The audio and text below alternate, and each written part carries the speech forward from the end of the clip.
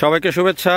এই যে ড্রাগন বাগান, যশোরের শার্শায় ড্রাগনের বাগান, এবং আমি ড্রাগনের বাগান অনেক দেখেছি এবং এইখানে একটু ভিন্ন চিত্র। যদিও এখন ড্রাগনের ফুল ফল হয় নাই, এখন কিন্তু একেবারেই খালি। এই আগামী মাসেই মার্চের শেষের দিকে বা মাঝামাঝি থেকেই কিন্তু ফুল আসা শুরু হয় ড্রাগনে, এবং এখন কিন্তু খালি বাগান, শুধু পরিচর্যার কাজ।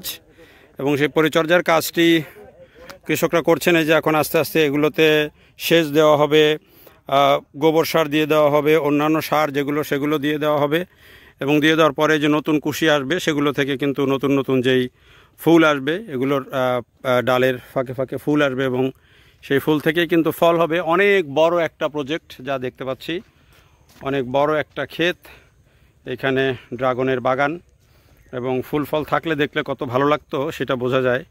বাগানটা বেশ পরিষ্কার পরিচ্ছন্ন এবং বেশ গোছানো বোঝা যাচ্ছে, দীর্ঘমেয়াদী পরিকল্পনা করেই করা।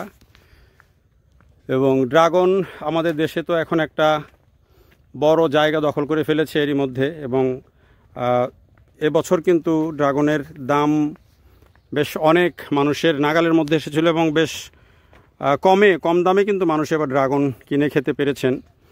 এবং দিন যত যাচ্ছে ড্রাগনের চাষ বাড়ছে, যদিও আবার একেবারে দাম বেশি কমে গেলে কিন্তু আবার তখন চাষিরা উৎসাহ হারিয়ে ফেলেন। এই যে এখন এই যে সময়টা, সেই সময়টা হচ্ছে আসলে মূলত ড্রাগন ক্ষেতের যত্নের সময়। এই যে সুন্দর চিত্র দেখেন, কি অসাধারণ চিত্র। এই যে উপর দিয়ে সব নতুন কুশি হয়েছে এবং এগুলোতে ফুল ফল হবে। তো এখানে আস্তে আস্তে এগুলো মানে উৎপাদন যত বাড়বে, এগুলোর কিন্তু আবার বিদেশে রপ্তানির সুযোগও তৈরি হয়েছে। এখন ভালো কোয়ালিটির ড্রাগন এখন কিন্তু দেশের বাইরেও যাচ্ছে। এখন যদি আমাদের দেশে যে পরিমাণে চাষ হচ্ছে, যেগুলো দেখেন অনেক বড় বড় ডাল হয়েছে, এগুলাতে তো ফল হবে পুরা, না? একদম ঠিকই যাবে, একদম জায়গা ফাঁক থাকবে না। এই যে এগুলার সিস্টেম সে হওয়ার কথা বলা যাবে না, আল্লাহ একবার ঢেলে দেওয়ার মতন দিয়েছিল গতবার। খুব আচ্ছা, গাড়ির পর গাড়ি লোড হয়েছে শুধু এখান থেকে পরিমাণে ড্রাগন হয়েছে যে বলা যাবে না। আচ্ছা, আল্লাহ দিলি খুব সুন্দরভাবে ড্রাগন হয়েছে। এখানে তো অনেক জমিতেই হয়েছে ড্রাগন, না? তা প্রায় 40 বিঘা থেকে 40 বিঘার মতো পেয়ারা বাগান আছে, এরকম গড় মানে 100 বিঘার একটা প্রজেক্ট। মানে এখানে পেয়ারা বাগান, ড্রাগন ফলের বাগান সব মিলায়ে ওনারা বলছেন যে প্রায় 100 বিঘার মতো হয়ে যাবে।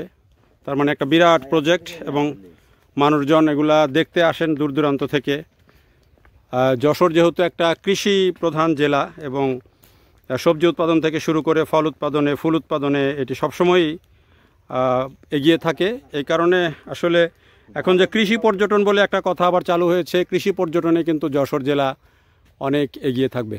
দেখার জন্য সবাইকে অনেক ধন্যবাদ।